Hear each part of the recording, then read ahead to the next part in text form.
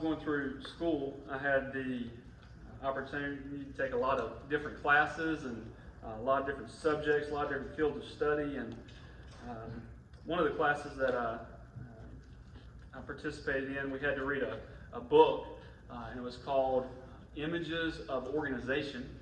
And what it was about was helping us understand what organizations do and how they function, the life within these different organizations. They could be businesses, they could really be anything, and they certainly could apply to the church. But in order to help us understand it, in order to help the students and the reader understand what was trying to be said about these organizations, they would put them in a picture or an image of something that they would be familiar with. And so, for instance, they told us that we could think of organizations as a culture, that we could think of organizations as a brain and how it functions, receiving information, sending out information, all working together to try and accomplish a goal or to keep the health of the organism was another type of image, the organism healthy. And so it was really helpful because you got to see this picture of what the group, the people, the business or the organization was supposed to be like. Well, as I was looking over our passage for today, that book came back to my mind because what we see here is God giving the people really images of what this destruction that he's going to bring onto Nineveh and Assyria looks like. And so if you have your Bibles, you can open with me to Nahum chapter 2. We're going to be looking at the entirety of chapter 2 today. This is again God talking about the salvation of his people. This is written to the southern kingdom of Judah, but it is actually addressed to, again, this is delivered to the people, but he is talking about, it's addressed to the Assyrians in today's passage, to the capital city of Nineveh and what is actually going to happen to them. And as I mentioned, there's going to be four images. There's going to be four descriptions that we see where God is making sure the people understand just how destructive his wrath is going to be on this sinful people. Just how bad it's going to be for this evil group who has plagued not only Israel, not only Judah, but really the entire region for years, for decades, for generations. This group has brutally enslaved, conquered, murdered, declared war on the people of this area. And so he's wanting to make sure that everyone understands completely what is about to happen. And so he gives us four images. Before that, he gives us sort of this preamble, this build up into this description of making sure that the Assyrians know that he is in fact talking about them. He says this here in the first two verses of chapter 2. He says, "The scatterer has come up against you. Man the ramparts, watch the road, dress for battle, collect all your strength. For the Lord is restoring the majesty of Jacob, as the majesty of Israel. For plunderers have plundered them and ruined their branches." And so this is without a doubt who he is talking about here. He is addressing this to the Assyrians. He is addressing this to the people who have come up against the people of God. He is not only going to destroy them, he is going to renew the majesty of Jacob, renew the majesty of Israel. This, of course, is the name that God changed Jacob's name to, and the name that the people of God were known as, even though we have the divided kingdom, even though we have the northern kingdom of Israel and the southern kingdom of Judah, they are still known as the Israelites because they are the people of Jacob, because they are the people who were delivered the promise of Abraham, of Isaac, of Jacob, onto Joseph, were delivered out of Egypt by Moses, who were led by Joshua, who we had the monarchy period and the greatness of Saul and David and Solomon, and then after Solomon we have this divided kingdom, but they are still all the people of Israel. So he's making sure the Assyrians know that this is getting ready to happen. There's going to be this great destruction that's going to come down on you, but it's not just for the purpose of of destroying your empire, scattering your empire, is to renew the majesty of my people, the majesty of Israel. And the term scatterer here, that is described of God, it can mean nobody other than God. It's seen several times throughout the Old Testament. We see it actually mentioned of God in Psalm 68 and of God in Isaiah 24. But the term itself, the one who scatters, is a description of a conquering king. It's a description of the main leader who is going to come into and come against the people, and he's going to scatter them. He's going to disable their defenses. Nothing that they have can stand against him. He is going to be victorious. And it's not mentioned of the Babylonians, who is actually going to be the ones who revolt against Assyria and really bring down the empire, but it's talking about God. And so everything that happens, all the uprisings that take place in this empire, all the conflicts and the fighting, the battles that take place within this empire, that may come through the hands of man, but it is going to be God who is the scatterer. It's going to be through his purpose, it's going to be through his plan, it's going to be his power that it causes his people to be destroyed, to diminish in their greatness. And all of this destruction is deserved.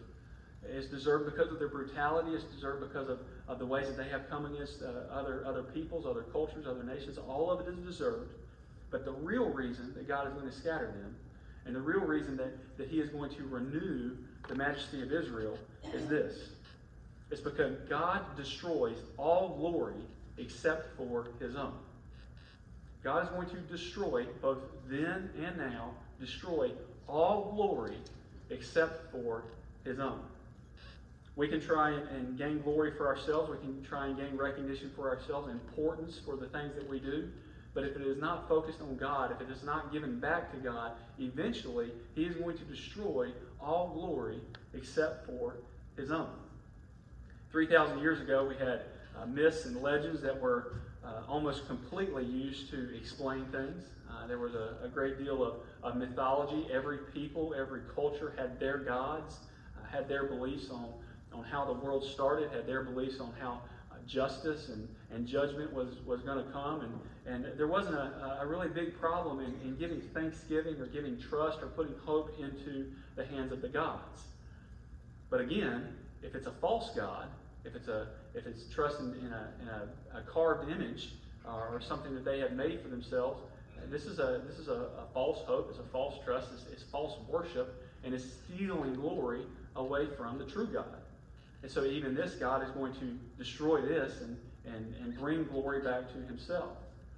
Now today, we can think of our culture, especially Western civilization, is not, when we think of it, we don't think of it being really an idolatrous people. You know, we don't carve images, we don't build statues and bow down and worship them in the way that most other civilizations did, but we have our own idols, and they are different. They may not be the carved images, they may not be us, melting down all the gold and building into the form of a golden calf in the way that the people had Aaron do as Moses was up on the mountain. But we still have our idols. We have the idol of money. We have the idol of pleasure. We have the idol of science that we now use to try and destroy God and take everything away from God, just because we can explain better the ways that God, through his power and through his order and through his preference, decided to make the world and cause the world to function. And so we may not have our carved images. We don't see them in our places of worship. We don't see them as we drive down the street. But we actually have more idols now. We have more things that will steal God's glory now than we did back then. And it is important for us to remember that even though it's maybe not as in front of our face as a tall statue or as a carved image in our living room, it is still an idol that takes glory away from God. And at some point, may not be tomorrow, may not even be in our lifetime, but at some point, God is going to destroy all glory except for his own. It's going to take place. And this is what's happened with the kingdom of Assyria, and their time has now come. When we fail to give God proper glory for things, it's not just a mistake.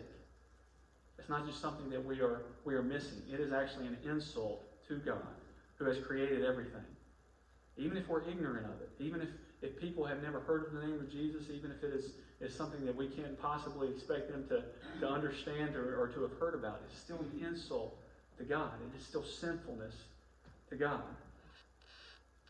This is why the Assyrians are such hated enemies of God. Not only do they have their false gods, but they have come up against the people of God. The ones who, at this point in time, maybe not when Israel was sent into exile, Israel was attacked by Assyria, but at this point in time, we have the people of God who are starting to come back to God, who are trying to give the glory back to God, and they are coming up against them. They are enslaving them. They're fighting against them. They're making the people of God a vassal state and subjugation to them. And so this is why the people of Assyria are such hated enemies of God. This is the preamble. This is the lead up. This is why all this is going to take place. Now here comes the four images. Let's look first at verses 3 through 5, and we see this first image of destruction, the chariot. Here it says, "The shield of his mighty men is red. His soldiers are clothed in scarlet. The chariots come with flashing metal in the day he musters them. The cypress spears are brandished. The chariots race madly through the streets. They rush to and fro through the squares. They gleam like torches. They dart like lightning. He remembers his officers. They stumble as they go. They hasten to the wall. The siege tower is set up." This is a picture of warfare. These three verses is very clearly describing what we think of as ancient warfare. We see the siege tower. We see the sword, the shield. We see the cloak. They're clothed in scarlet. This is, soldiers would wear a particular color so that the rest of the people would know whose side that they were on. That they wouldn't get messed up or mixed up. They would have weapons of warfare, and the chariot. The chariot was the military power of the day. It was used by almost every ancient civilization that had any type of military power, that had any type of warfare capability. What you would see, it was either a 2-horse chariot or a 4-horse chariot. They would pull a driver and a rider. The rider would either have spears or they would have bow and arrow that they would use to shoot the enemies as they were going by. This contraption, this war machine in open country, which is where the majority of the battles were taking place, they would go first, and they would, if there was infantry, if there was just people on the ground with swords and shields and spears, they would either run right over them, or the rider would actually shoot them with an arrow or throw a spear at them, and it was the pinnacle of warfare in the day. We can think back to some movies such as in the Charlton Heston movie, The 10 Commandments. As they're going after the people of God, you see these chariots just riding after the people of God to make war. The movies like Ben-Hur, where you have these chariots, and it's just a massive piece of equipment that's very intimidating, and it's meant to be very powerful. This was the military power of the day.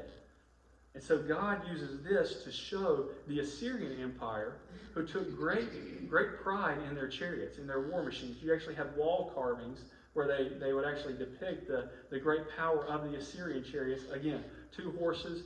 Here you have a driver and a rider who is the main offensive weapon of the day. And this is what they used to take over large civilizations, to conquer even large armies that didn't have the power of the chariot and the power of the bow and arrow and the spear and the might of this army.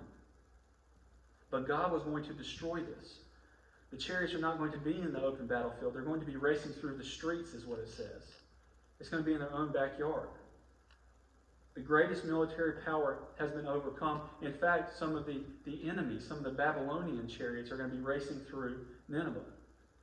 This is the first image of destruction that we see, and it shows us that God defeats the strongest power of his enemies, no matter what that might be. For us today, we can think about the airplanes that can be made that are invisible to radar. They're stealth. We can think about the huge aircraft carriers that can carry 3,000 people on one ship, and it is basically a floating airport. Whatever the power is of the day, whatever the great military power is of the day, is nothing compared to God. It can actually be turned against the people who put all of their hope and all of their faith and all of their trust into it, because God is the only one who is all powerful. God is the only one who can create something that cannot be overcome. God is the only one who can destroy something that we think of as exceptional, or we think of as the highest mark of the day. I don't know how many of you watched the shuttle launch yesterday, the space shuttle. Yeah, first time in almost a decade that we had actually sent astronauts into space, and we could do it. I was thinking about this yesterday. I don't know which is more impressive, the fact that we could actually do it, or the fact that the United States government actually worked with private business to accomplish something. This is it was the rocket and the money, the resources from SpaceX, the private company, Elon Musk's company, and then the NASA astronauts who were trained by the military and trained by the government, and they were cooperating to accomplish this great thing, to once again send human beings out of the earth into the vastness of space, to do work and to do research and to try and advance humanity. This is a wonderful thing, but it is not the most powerful thing. It's not the highest glory that we can achieve, because God's going to destroy all glory except for His own. And, the entire time we let our boys watch it, and the entire time that it was launching and going up, I was just sitting there thinking to myself and praying, Lord, please don't let anything bad happen. Just let this, because I didn't want to have that conversation. I certainly didn't want anything bad happen to the two astronauts. But the reason why we have to do that is because we know it could. We've actually seen bad things happen on these launches. We've actually experienced that in our lifetime. Whether it's them going up and when they're coming back down, we have the same prayers, because we've seen these negative things, because we don't have all power. We don't have the capability of foreseeing every problem and solving every problem. SpaceX was the company that sent this up, and Elon Musk, he owns another company, Tesla. He's the car company who's their big pitch is they try and develop these futuristic cars, a lot of electric cars. Where a little while ago they came out with this truck, this futuristic truck. That's actually a truck. It's got a bed in the back of it, and it's got shatterproof windows. It had shatterproof windows on this truck, and it was just this powerful thing, this futuristic thing that is the next best and greatest thing in transportation. It was supposed to be so great. And so this is where they were rolling it out, and they were doing this demonstration, and they decided to do this demonstration on these shatterproof windows, and of course they were not shatterproof. They in fact got shattered all the way around. And so it was an epic failure in terms of demonstrating the power of development and progression and technology and all the good things that we can do. And they threw this ball at it a couple of different times, and each time, bam, right into it. Did not accomplish what it was looking for. But that just goes to show that there are great things that we can do, but there are also great failures. And, part of success is failure, and this is not me picking on one person or one company, because again, they had a great success yesterday, fantastic success, not only for themselves but also for our country, also for the human race. And so I'm not trying to denigrate, and I'm not trying to speak negatively about anybody. I'm just trying to make us understand our great powers, the things that we have the most confidence in, the things that are the greatest thing of our day. They can be overcome. They can be overcome certainly by God. God can use other greater things to overcome them, other greater civilizations, and we can't ever put our glory, our hope, our trust into something that is not of God, not for God, not giving glory to God. This is the first lesson, the first image that the Assyrians learned. The second one, the second image that we see here in verse 6 through 8 is the lamenting women of Assyria. After the destruction of their capital city, it describes the sorrow of these individuals. It says, "The river gates are opened, the palace melts away, its mistress is stripped, she is carried off, her slave girls lamenting, moaning like doves and beating their breasts. Nineveh is like a pool whose waters run away. Halt, halt, they cry, but none turns back." This actually has two images, but it's all dealing with the same thing. First, it talks about the river gates. Nineveh sat next to the Tigris River. Like many great civilizations, whether it was Egypt and the Nile, or even Israel and the Jordan, they're situated close to bodies of water, close to running rivers, because this is the lifeblood of civilization. We have to be close to water, not only for water and to make sure that we're hydrated, but for food, for transportation, for all sorts of things. I read a stat a few years ago that said 90% of the world's population, so I'm not talking about just in America, I'm just talking about the world's population, 90% of the world's population lives within 90 miles of the ocean. I mean, think about that. I mean, especially when you get into to places like China or Asia, and you got all these different places, and they have to live near bodies of water for transportation, to get goods to different places, especially in a global market. But then you even think about, you think about America, and you think about our largest cities. You think about New York City. You think about Los Angeles. You think about all these, even the southern cities. You live anywhere in Florida, you're within 90 miles of the ocean. And it's just because of the necessity to live in these great places, and water and transportation and all these things that rivers and oceans and places like this bring. They are the lifeblood of a civilization.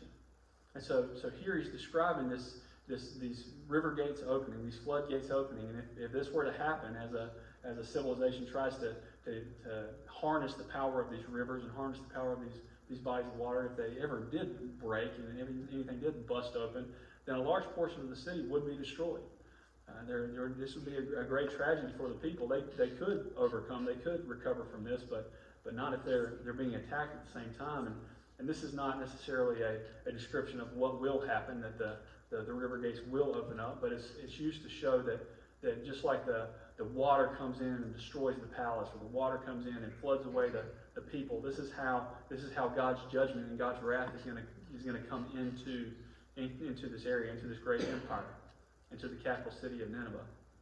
And what it's going to cause is this great lamenting by the women, this great shame of stripping the mistress, stripping the most important lady in the area, and then her slave girls are lamenting and they're moaning like doves. This is the picture that we see of this type of destruction, and this is actually it's directly pointed at Assyria, because as they conquered, as they went in, they would separate the men, those that didn't fight against them and were killed.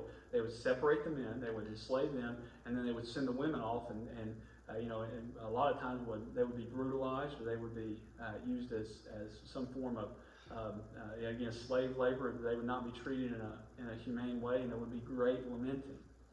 And so this is not only just a picture of the time of what would happen whenever any civilization was conquered, but it is directly pointed at Assyria because of the harshness of the way that they would treat other civilizations, other females within civilizations as they were conquered.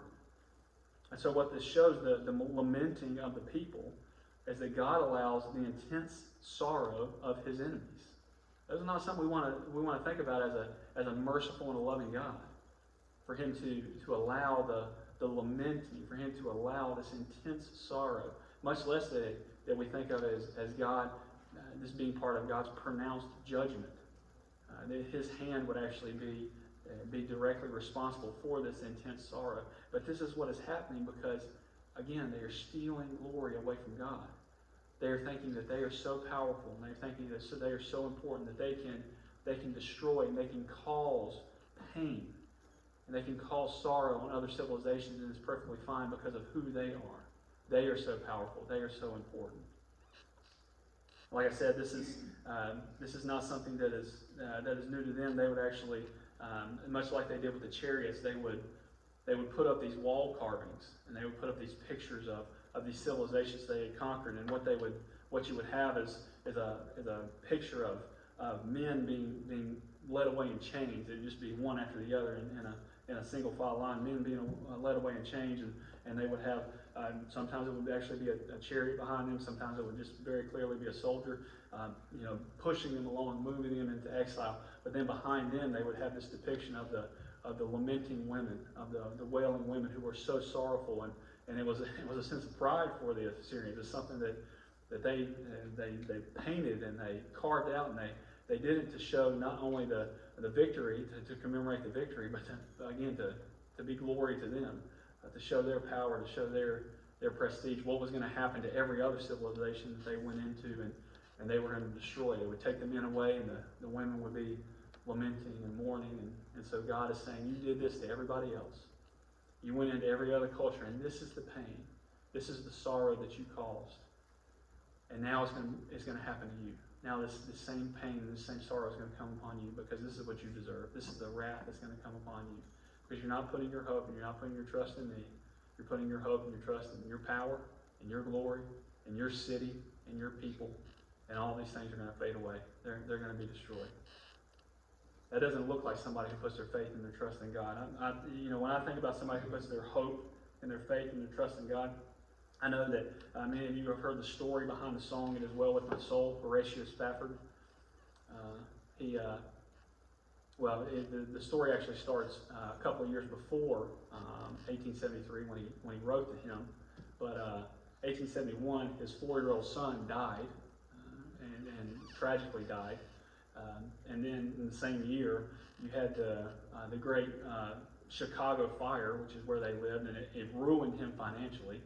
It absolutely took away all of the investment and all the business that he had done. And so he had this struggle that he for years tried to recover from. It was hardship for him, it was hardship for his family. And then in 1873, he decided to send his family back to Europe. And as they were sailing back to Europe, the ship wrecked, and most everybody on board died. His 4 daughters died.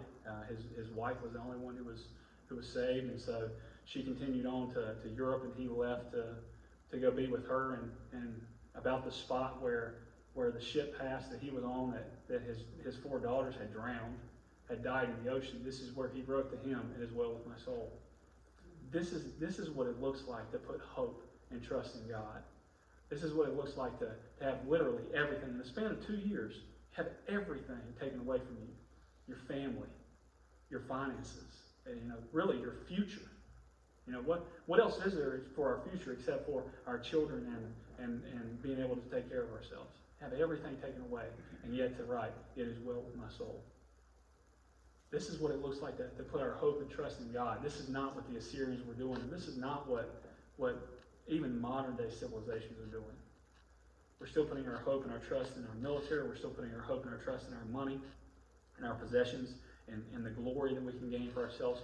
But one day, God is going to destroy all glory except for his own, because that's the only place that glory belongs. So we cannot put our hope and our trust in anything else. And the image, the picture of the lamenting women shows that to the people of Assyria. Third image, verse 9. "Plunder the silver, plunder the gold. There is no end of the treasure or of the wealth of all precious things. Desolate, desolation and ruin. Hearts melt and knees tremble. Anguish is in all loins. All faces grow pale." Well, this isn't good. This is, we've taken away their war machine, shown that's not going to be anything of consequence. We've shown the sorrow of the people, the sorrow of the women, and now they're being plundered. The silver and the gold that the Assyrians took from conquered civilizations, this was the measure of their wealth. Again, this is where they put their great importance. You have, and much like their wall carvings, you have gold-plated statues or gold-plated decorations. You have numerous gold coins, silver coins. The things that were pressed into to monetary currency, and this is where they would place their wealth and their importance. For us today, if we're being honest, the number of people who place their importance and the amount of wealth that they have, that's pretty high. Even if we're not rich, even if we don't think of ourselves as rich monetarily, even if the rest of the world, we know the rest of the world wouldn't think of us as rich monetarily, we can look at somebody who's dirt poor, who has nothing, and we think to ourselves, well, at least we're more important than them. At least we have a little bit higher status than they do. And that is just arrogance within our world, within the world of the Assyrians, and it's just another form of glory that we try and take away from God. It's just another source of pride that one day God is going to take away from us. You know, this is true of individuals and this is true of people, but it's also true of the church. You know, Bobby and I were just talking this morning about, think about the amount of debt. Think about the money that some churches go into to have, these huge buildings. These $1,000, multiple $1,000, audio video systems are the things that they use, not just for ministry or not to help out the community, but for their own comfort. Just so that they can feel important, just so that they can feel like they're better entertained, or it's more of a leisure type thing when they come to worship, and it's all around us. We don't even have to go outside of our own county in order to see this, the way in which we overextend ourselves, even as a church, to try and add importance. This is not right. This is just another way that we try and steal the glory from God, and whether it's individuals, whether it's nations, or whether it is the church. When we think about material possessions, God's going to take the material possessions of his enemies. He's going to plunder them in the way that they plundered others. He's going to ride into their cities. He's going to ride into their organizations. He's going to ride into their families. And he's going to plunder them. He's going to take back the glory that they were holding back for themselves and give it back to him. Because this is what God does. He takes the material possessions. He takes the physical glory that we store up for ourselves, and he gives it back to himself. He's going to take, as it says here in verse 9, the precious things away from this sinful people. It is after they lose these things, their physical possessions, that their hearts melt and their knees tremble. There's anguish in their loins and all faces grow pale. It's not after the destruction of their chariots. It's not after the lamenting of their women. It's after the stealing, the plundering of their physical possessions. I'm sort of reminded of Eli, and this is just off the top of my head, but if you look at Eli in 1 Samuel, you see that he didn't do everything right. His sons were worthless men, is what it says, and Samuel followed suit. It says his sons were worthless men.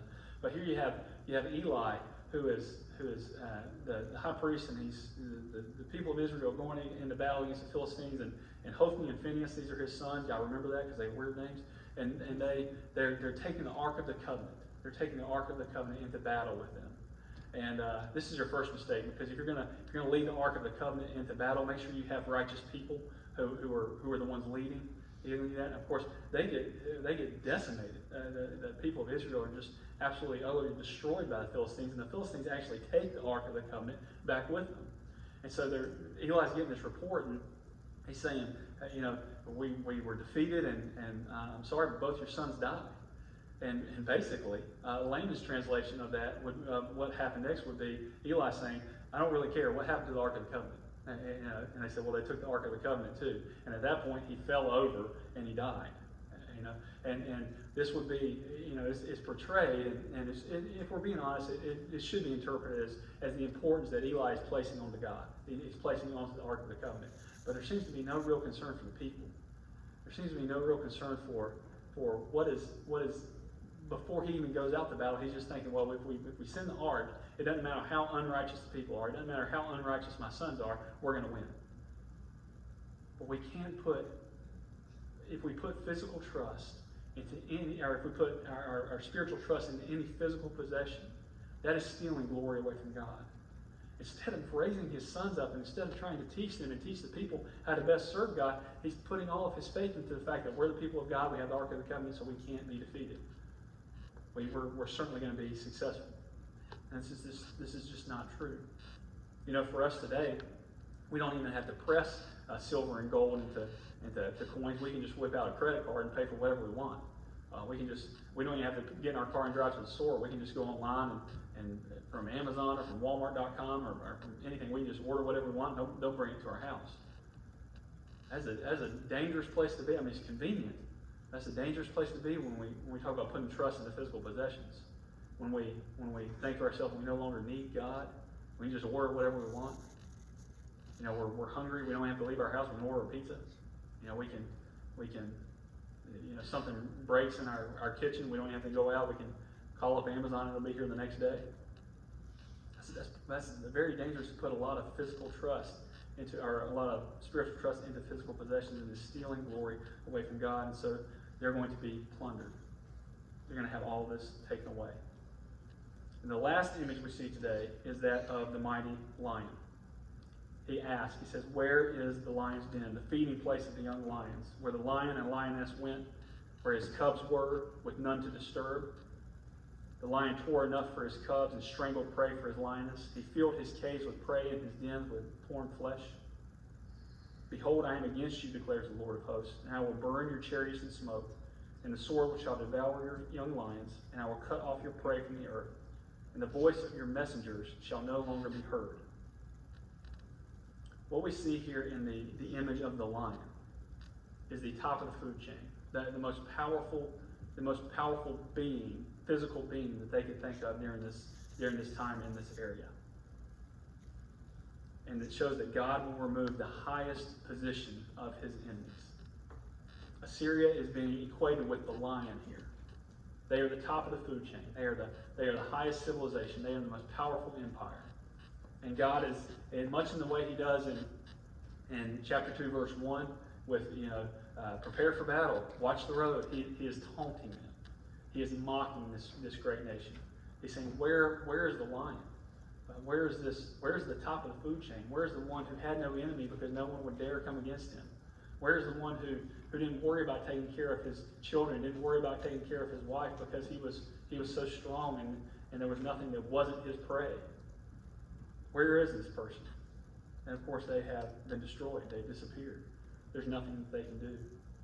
There's nothing that they can try and accomplish that's going to come against God. Over the past couple of months, I've been at home a little bit more and had some opportunity to look at some things with the boys. And one of the books that they have is that they've been really interested in over the past couple of weeks, especially is this book about birds of prey. And so we've been looking at eagles and falcons and all these different things, and even it explains why their wings are the way they are. You look at owls. I mean, you don't think of owls as being anything but annoying, but even owls, the way that they got these short, stubby little wings, so they can lift off really quickly. They can grab things and they can lift off really quickly. Falcons have these longer, but they're thinner wings because they need to go really fast. And then eagles and vultures and other these type of birds have these big, wide, broad wings that are longer, so that they can grab some heavier things and they can still have the power to pick them up. And it's just really interesting, to look at these different things and see how God has made these different animals to be able to provide for themselves and take care of themselves. But there's also this section in the book where it talks about they are predators, and because of who they are, they can fly away, and there's not a whole lot of things that actually prey on them because they're too fast to get away, or they're bigger than other birds and this sort of thing. But it says they still have to be careful. Sometimes they'll go down and they'll grab something that's a little heavier than they thought it was, and it might have bitten off more than they can chew, and then it might actually drag them back down to the ground, and then they're not in their natural fighting habitat, so they have to be careful that way. They also have to be careful because when they go down and they pick up some animals like snakes, if they don't grab them in the right spot, the snake can actually whip around and bite them, and then they're in trouble again, because if some snakes are venomous and they're dangerous to us, think about how they are to a bird that's only about this big. It's very dangerous. And so what its purpose was there is to show that no matter how high you are on the food chain, you think about sharks in the ocean, birds in the air, you think about even this example, think about lions in the jungle, or on safari. You may be at the top of the food chain, that doesn't mean you're out of danger. It doesn't mean you can't. You can just go about your life and not have to worry about anything. Same thing's true for us, and this is where I really see it coming back into our modern day times, is because as powerful as we think we are, and as important as we think we are, and the position that America has, or even though it's diminished over the years, the position that the church has in America and the power that we can exercise. That does not mean that we don't have enemies. And that doesn't mean that there is not danger.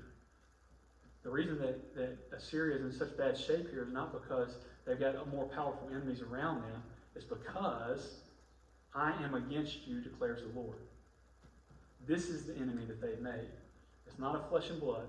It's of the God of all creation who they have stolen glory away from. And so he's going to have his day. He is now against this person who is at the top of the food chain. He's against this nation who is whose empire is at the top of the world at this time. And we as the church, we think of ourselves as not having to worry about this, but we need to be careful, because if we're not careful, we can think of ourselves as in this high position of importance at the top of the food chain. We're the people of God. Everybody else may be against us, but at least God has our back. Not if we're not serving Him. Not if we are taking glory that is reserved only for Him. You know, I think about some of the stories. I think about modern day stories like some of the Dan Brown novels, where whether it's the Da Vinci Code or Angels and Demons and things like this. The villain, or the one who's behind the scenes pulling the strings and doing the negative things in a lot of these books, is the clergy, is the church, because they're after power, they're after glory for themselves. You even think back into the 19th century and Alexandre Dumas' story of the Three Musketeers. You know, the cardinal in France there is the main villain, is the one who's seeking the power, who's seeking the wealth for himself. Why are they able to write these stories and people believe them? Because we can see in the world. We can see the clergy who's after power. We can see the church who is after glory. Not for God, but for themselves. We have to be very careful, friends, in everything that we do. It's not just about us as individuals. It's not just about us as a family, but even as the church. Let's not present this great gathering of people that God has given us as a way to gain power, or to gain political influence, or to gain any type of wealth. The church was created, and we are together here as a people for the sole purpose of bringing glory to God in the place that He has put us, for expanding the kingdom of God in the place that He has put us. This is what we're here for, and doing anything else, whether it is as individuals, families, or the church, and doing anything else is stealing glory away from God. And God is going to destroy all glory except for His own. You know, this is, we think about this particular book that we're going through here, and how in the world are we gonna do several weeks on a prophecy that's just talking about the destruction of an evil empire. It's not that hard to see how we can go from something that's good, that's seeking God's glory, to something that's evil and out just for ourselves. If we're going to read this book, if we're going to read Nahum or a lot of the minor prophets in a modern day context, it's not just, we can't read it in terms of, look at this. All these enemies of God, all these people who are coming up against me, all these people who are coming up against the church, you're going to get yours one day. You can put it in the bank. That's not how we should read this book. That's not how we should read this passage. It should be a warning to us to make sure that we, in our lives, are not taking God's glory away from Him, that we, in our lives, are not putting ourselves in a position that we're trying to raise our pridefulness, and we're trying to raise our importance, but we're giving it all back to God. Because the second it starts becoming about us, about our glory, it's going to be taken away just as fast. It's going to be taken away just as destructively. Because God is going to destroy all glory except for His own. Think about that as we pray here together. Lance. Yes. I'm sorry. I know everybody's praying about these situations that are in these different big cities and things, but if everybody would mind, can we just all, if you would lead us, just all pray for these situations? And I really believe in the power